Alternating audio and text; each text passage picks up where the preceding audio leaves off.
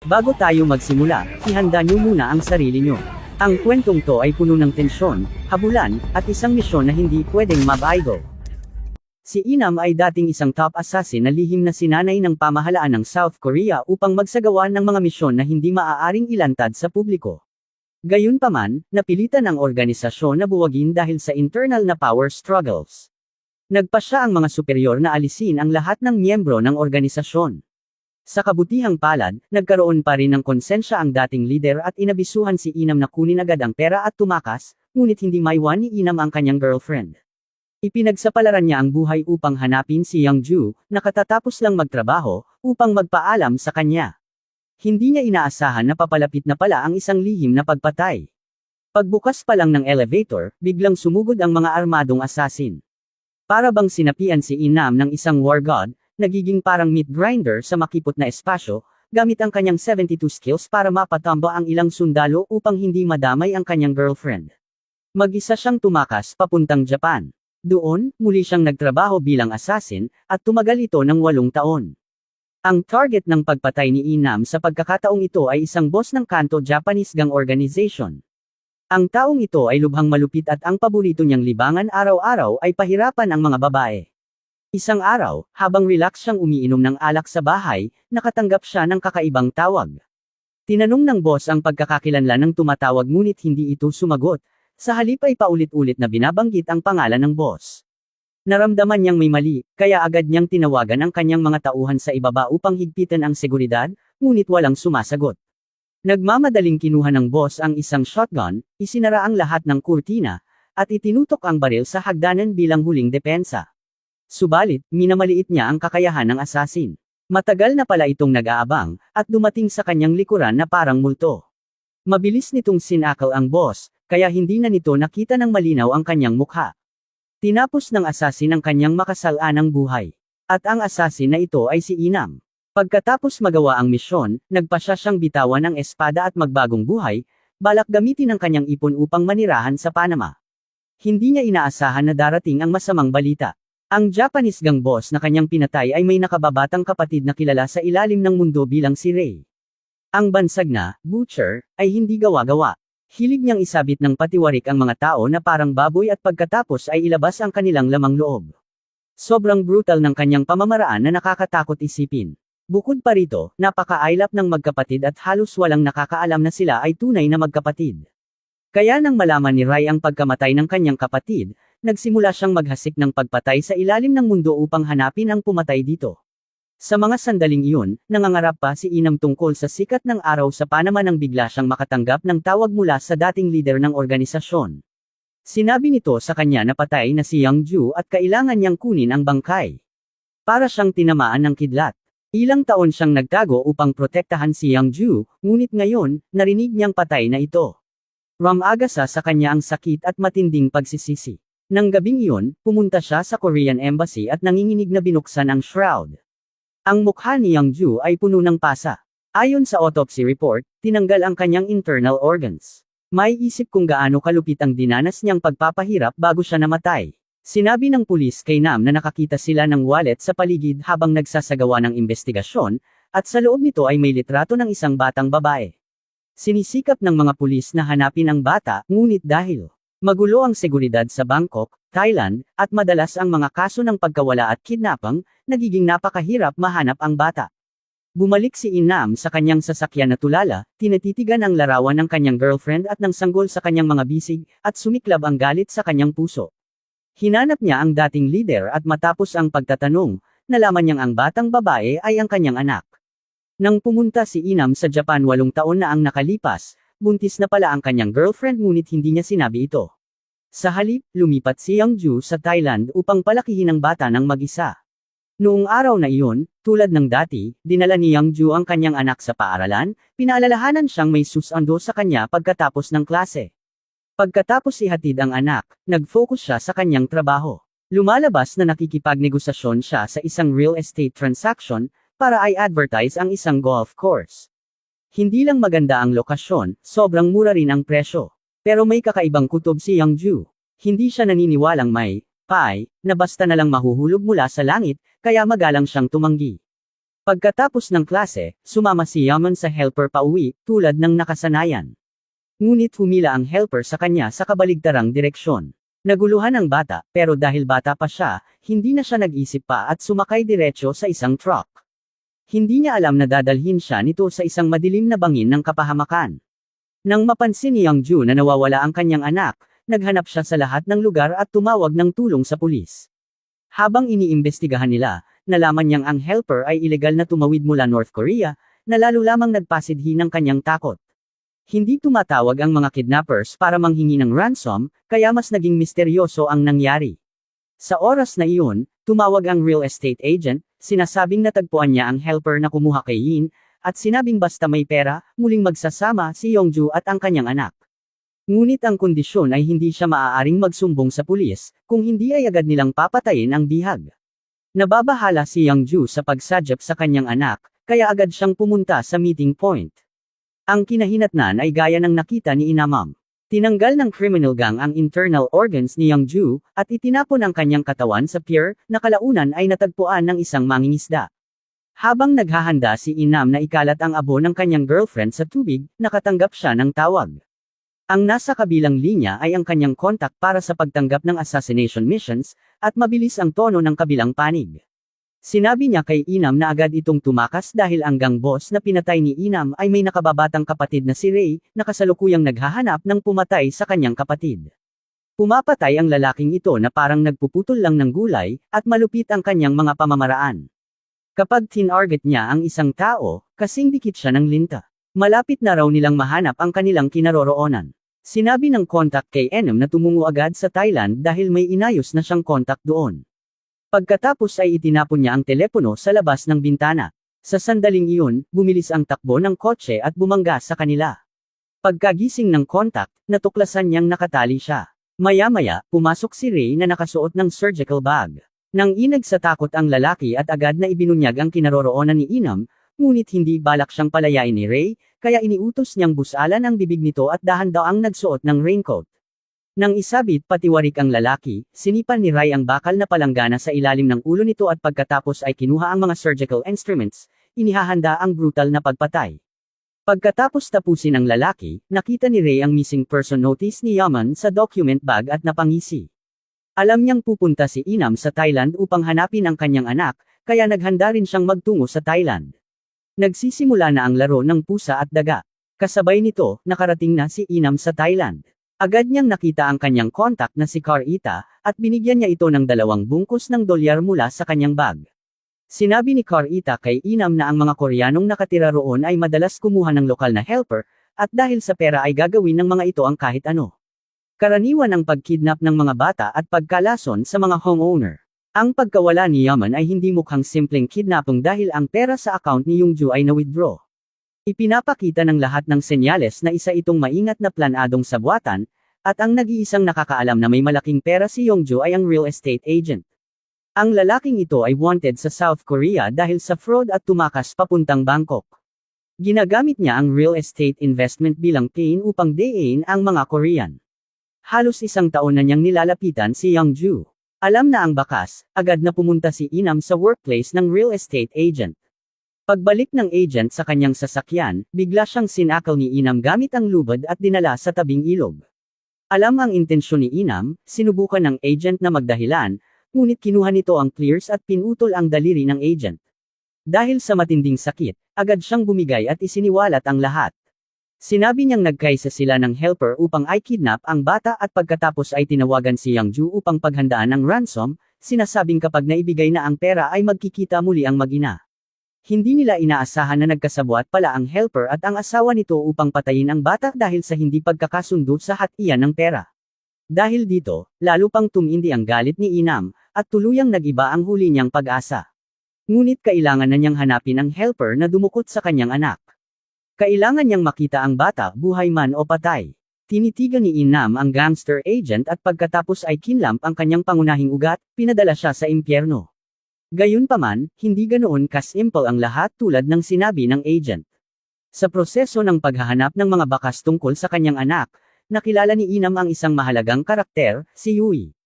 Siya ay isang Korean sa Thailand na 5 taon nang nag-iipon para sa gender reassignment surgery.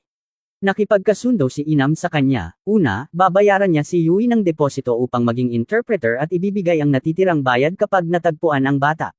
Masayang pumayag si Yui sa hiling ni Inam. Kasabay nito, nakarating na rin si Ray sa Thailand. Nagbayad siya upang suhulan ng dalawang lokal na gangster at nakakuha ng bakas tungkol sa helper na dumukot sa anak ni Inam. Sinundan nila ito hanggang sa isang sira-sirang bahay. Ipinahiwatig ng lalaki na nasa loob ang helper, at hindi na nag-isip pa si Ray. Pumasok siya sa loob at nadiskubre niyang isa pala itong bitag. Sa loob ng bahay, ilang malalaking lalaki ang nakatingin sa kanya na tila gutom. Nakita nilang si Ray ay isang mayamang dayuhan kaya gusto nila itong nakawan. Agad na nagalit si Ray at dahan-daang lumapit sa kanila habang minumura sila bilang mga hayop. Dahil sa kanyang pambihirang lakas, pinabagsak ni Ray ang mga gangster isa-isa. Nang bumukas ang roller shutter, mukha siyang demonyo mula sa impyerno, dahilan para manginig sa takot ang lalaking naka-red shirt sa pinto. Nagbanlo ng mukha si Ray gamit ang malamig na tubig at tinanong ang kinaroroonan ng helper. Agad na ibinulgar ng red shirt guy na ang helper ay nasa palengke para bumili ng pagkain. Pagdating sa bahay, nakita ni Inom na nakaupo ang asawa ng helper at nanunood lamang ng pelikula. Isang anino ang dumaan at biglang namatay ang ilaw ng silid. Pagbalik ng ilaw, nakatali na ang mag-asawa sa mga upuan. Pinunit ni Inom ang tape sa bibig ng helper, saka ipinakita ang larawan ng kanyang anak at tinanong kung nasaan ang bata, ngunit nanahimik ang helper. Dahil dito, kinuha ni Inam ang clears, bahagyang binigyan ng pahirap ang asawa, at naghanda ng putulin ang daliri ng lalaki. Mabilis namang nagsalita ang helper na buhay pa ang bata. Nabigla si Inam sa narinig at agad na lumapit sa helper. Ikinwento nito na sinabi niya sa Korean boss na patay na ang bata, ngunit sa katotohanan buhay pa at balak niyang ibenta si Yaman sa kaibigan ng kanyang asawa. Nabuhay muli ang pag-asa ni Inam. Alam niyang may pagkakataon pa upang mailigtas ang kanyang anak. Sunod niyang pinuntahan si Carita at mula rito ay nalaman niyang si Chow ang nagpapatakbo ng pinakamalaking drug trade sa Bangkok. Ang side job nito ay ang pagtitinda ng mga bata at pagnenegosyo ng illegal organ trade. Malaki ang posibilidad na naibenta ang kanyang anak sa mga tauhan ni Chow. Binigyan ni Carita si Inom ng isang business card at sinabing pumunta siya sa isang partikular na lugar at tawagan ang numerong nasa card, kunwari isang Koreanong bibili ng kidney. Habang nag-uusap pa sila, may lalaking kumaway sa kanila mula sa kalsada. Sumunod sila at sumakay sa isang sasakyan na naghatid sa kanila sa isang sira-sirang bahay. Inihatid sila ng babaeng naka-red shirt sa isang makipot na silid kung saan maraming batang mula sa iba't ibang bansa ang ikinulong na parang preso. Puno ng takot at kawalan ng pag-asa ang kanilang mga mata. Inapura sila ng babae na pumili agad ng bata, ngunit sinabi ni Inam kay Yui na sabihin na mga Koreanong bata lang ang kailangan nila. Sinabi ng babae na may isang 9 na taong gulang na batang babae ngunit may nag-order na sa kanya. Lalong nakatiyak si Inam na si Yaman iyon. Nag-alok siya na bibilhin ang bata sa doble ng presyo, ngunit sinabi ng babae na maghintay muna sila sa labas para sa balita. Hindi na makapaghintay si Inam at gustong iligtas agad ang kanyang anak. Sinipa niya ang pinto ng selda at tinanong ang mga bata kung nakita nila ang batang nasa larawan. Biglang tumayo ang isang batang lalaki at sinabing nakita niya si Yaman. Magkasama raw silang nakakulong dati ngunit tiyak na dinala na ito para sa operasyon. Nanikip ang dibdib ni Inam. Itinaas niya ang damit ng bata at nakita niyang may tahi ang tiyan nito, malinaw na tinanggalan na ng organo. Nagpatuloy sa pagtatanong si Enem tungkol sa kinaroroonan ng operasyon ngunit paulit-ulit lang ang sagot ng bata na gusto niyang mag-soccer. Sa oras na iyon, narinig ng mga gwardya ang ingay at pumasok sila habang nakatutok ang kanilang baril kay Yui, tinatakot sila na malaki ang kanilang nagawang pagkakamali, at papatayin sila ni Chiao. Sinakal ni Inam ang babaeng naka-red shirt, at tinakot siyang ay lahad ang kinaroroonan ni Yumin, kung hindi ay papatayin niya ito. Sa takot, sinabi ng babae na dinala ang bata para sa heart transplant ngunit hindi niya alam ang eksaktong lugar. Sa galit, muntik na niyang patayin ang babae, ngunit biglang sumigaw ang batang lalaki ng lugar kung saan dinala si Yaman. Habang papalabas na si Inam, nabagsak ang red shirt woman sa harap niya, patay na, bago pa siya makareact. Pati ang isa pang lalaki ay agad ding namatay. Dumating na pala si Rai. Sinabi ni Inam kay Yui na agad na ilabas ang mga bata. Pagkatapos, nagsimula ang tadhana ng labanan ng dalawang Assassin Kings. Matapos ang sagupaan, sinamantala ni Inam ang pagkakataon upang i-lock si Rai sa loob at sinipa ang bintana, mabilis na lumabas patungong balkonahe at dumulas pababa sa lubad upang makatakas. Nang makarating si Rai sa balkonahe, nakita na lamang niyang naglaho si Inam sa gitna ng mga tao. Samantala, habang yakap ni Yui ang batang lalaki at tumatakbo palabas, hinarang sila ng isang police car. Ang mga pulis ay marahas na isinakay sila sa kotse. Nakita rin ito ni Inam mula sa malayo, pero sa oras na ito ay hindi na siya maaaring mag-aksaya ng panahon. Ang pinakamahalaga ay mailigtas ang kanyang anak na babae. Sa harap niya ay isang hindi pa tapos na gusaling napakalawak at walang katapusang makita. At ang paghahanap sa kanyang anak ay hindi madali. Maingat na inoobserbahan ni Inam ang kapaligiran. Nakakita siya ng isang batang naglalaro ng soccer. Naalala niya na ang batang nakakulong ay may bola rin, at ang sinabi nito, gusto kong mag-soccer. Doon kami naglalaro. Mabilis na binigyan ni Inam ang bata ng $100, tinatanong kung saan nagtatrabaho ang kanyang ama. Tumakbo ang bata sa gilid at itinuro ang gusali sa unahan, sinasabing doon nagtatrabaho ang kanyang ama. Samantala, sa presinto, si Yui ay napapalibutan ng mga pulis na iniinteroga siya kung siya ba ang pumatay sa mga tao sa gusali. Agad namang ipinaliwanag ni Yui na isa lang siyang tour guide at hindi niya kayang gumawa ng ganoong krimen. Dahil dito, nagsimulang takutin siya ng mga pulis, kung ayaw niyang makulong, dapat sabihin niya ang totoo. Sa kulungan daw, maraming boyfriends na mag-aalaga sa kanya. Dahil sa takot na makulong, agad niyang isinumbong si Inam, sinasabing ang lugar ay pagawaan ng droga ni Cha. Nalaman ng mga pulis ang bigat ng sitwasyon kaya agad silang nagmabalisa ng Special Forces. Samantala, dumating si Rai sa isang tindahan ng armas. Gusto niyang makahanap ng bakas tungkol kay Inam sa pamamagitan ni Cha. Pagkatapos magpakita ng ilang galaw at gamitin ang lihim na kasanayan ng kanilang pamilya, nalaman ni Rai ang lokasyon ni Inam. Agad niyang kinuha ang mga bala at armas bilang paghahanda. Sa kabilang panig, nakapwesto na si Inam sa gusali sa tapat, inoobserbahan ang bawat kilos ng mga tao. Hindi niya alam na napapaligiran na pala ng mga pulis ang lugar. Parang may koneksyon, nang lumapit ang kanyang anak sa bintana, nakita ito ni Inam. Nang makita niyang ligtas ang anak, bahagyang bumaba ang bigat sa kanyang dibdib. Pero bago pa siya makahinga ng maluwag, may truck na dumating at isang lalaki ang bumaba. Kinuha si Yaman mula sa kwarto at dinala pababa. Kinabahan si Inam na parang pas ang nasa mainit na kawali. Nang tumakbo siya pababa, naikarga na si Yaman sa truck. Mabilis niyang pinaandar ang sasakyan at hinabol ang mga ito. Ngunit nang malapit na siyang makahabol, biglang hinaranggan siya ng isang sirang tricycle, si Ray ito, kumpleto sa armas. Nagpaputok si Ray ng malakas at walang habas. Tumalon pa siya sa tricycle at patuloy na hinabol si Inam. Naging matindi ang habulan sa kalsada. May mga pulis sa unahan at si Ray naman sa likod, hindi sumusuko. Napa-sandwich si Inam, pero hindi siya umatras. Ininda niya ang putukan mula sa dalawang panig at diretsyong binangga ang sasakyan ng pulis. Sa huli, nawalan ng kontrol ang kotse ni Inam at tumilapon sa tambak ng mga lumang sasakyan. Sa kabutihang palad, napunta ang atensyon ng mga pulis kay Ray, kaya nakalusot si Inam at mabilis na tumakbo patungo sa kinaroroonan ng anak. Dahil padami ng padami ang pulis, alam ni Ray na mapapahamak siya kung magtatagal.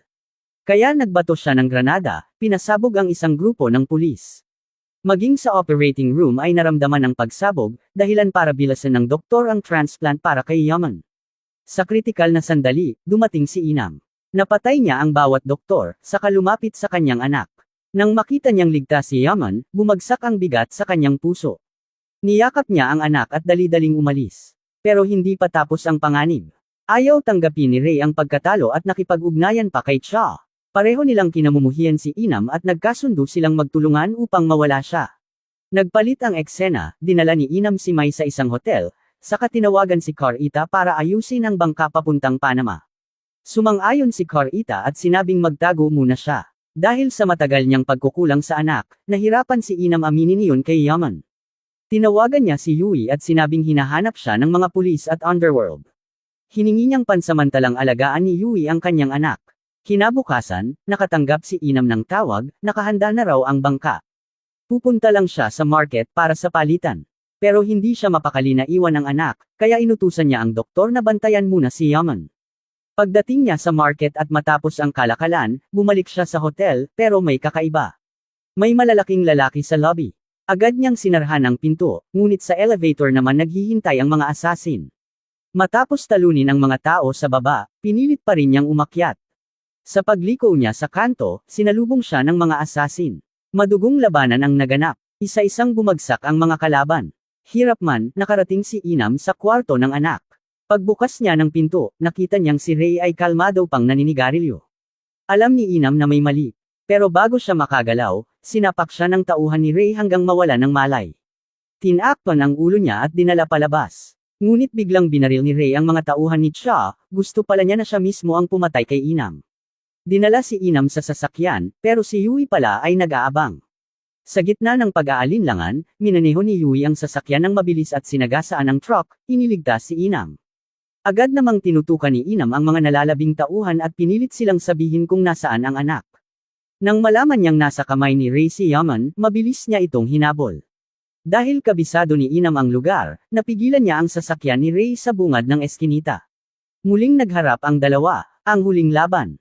Pareho silang handang mamatay, si Inam para sa anak, si Ray para sa kapatid. Nagbanggaan ang kanilang sasakyan, gamulong, at nagkawasak-wasak sa gitna ng kalsada.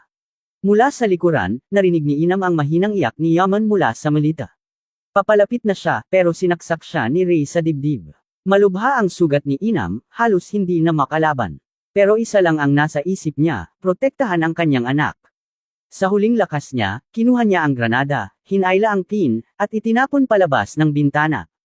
Pagmulat niya muli, binuksan niya ang malita, ligtas ang kanyang anak. Dumating si Yui, at agad niyang iniabot si Yaman dito. Muli siyang inatake ni Ray mula sa likod. Sa puntong iyon, wala nang lakas si Inam. Pinanood niyang unti-unting umaalis si Yaman, puno ng panghihinayang at kirot ang puso. Hinayla niya ang pin ng granada, wala nang takot sa kanyang mga mata, puro katahimikan na lang. Pagkatapos ng lahat, minsan, ang pagtubos ay sinusulat gamit ang sariling buhay. Buwis buhay para sa anak, iyon ang tanging ama na meron siya. Dito nagtatapos ang pelikula. Ano ang masasabi ninyo? Mag-iwan ng komento sa ibaba.